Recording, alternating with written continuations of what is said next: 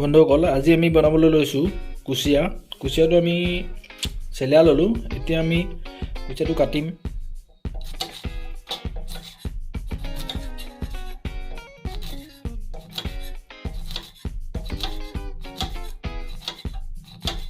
বন্ধুসকল আমাৰ কুচিয়াটো কাটি হৈ গৈছে। কুচিয়াটো বেছি ডাঙৰকৈ কটা নাই, সৰু সৰুকৈ কাটিছোঁ। সৰুকৈ কাটিলে খাবলৈ আৰু বনাবলৈও ভাল। এতিয়া বনাবলৈ আমাক লাগিব পিঁয়াজ, নহৰু, আদা, জালুক আৰু আলু। আপুনি সোৱাদ অনুযায়ী দিব পাৰে জলকীয়া। পিঁয়াজ আমি কাটি ল'লোঁ, আলুখিনি আমি কাটি ল'লোঁ।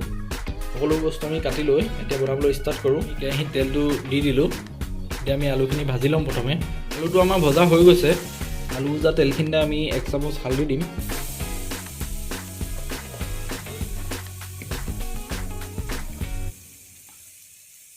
যিখিনি কুচিয়া আমি কাটি থৈছিলোঁ সেইখিনি অলপ ভাজি ল'ম।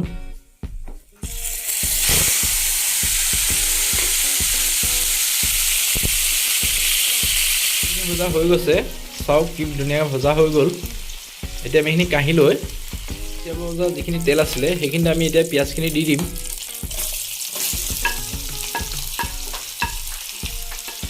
আমাৰ ৰঙচুৱা হৈ গৈছে। এতিয়া আমি ইয়াতে দি দিম আদা নহৰু পেষ্টটো,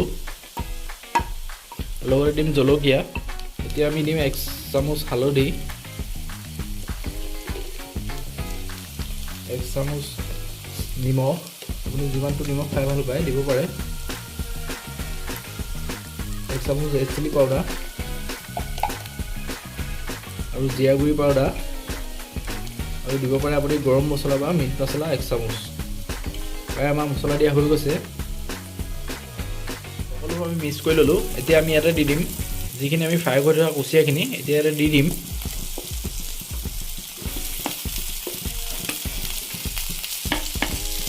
দি আমি ভালদৰে মিক্স কৰিম।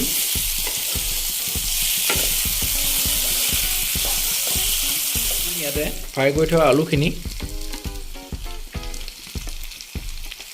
দি আমি মিক্স কৰিম। হৈ গ'ল। এতিয়া আমি ইয়াতে অলপ গৰম পানী ঢালি দিম।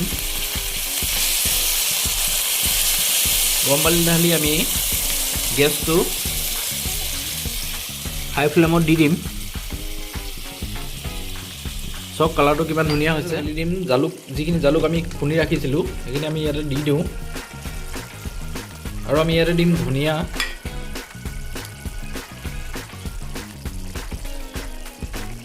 সেইখিনি প্ৰায় বনাই হৈ গ'ল।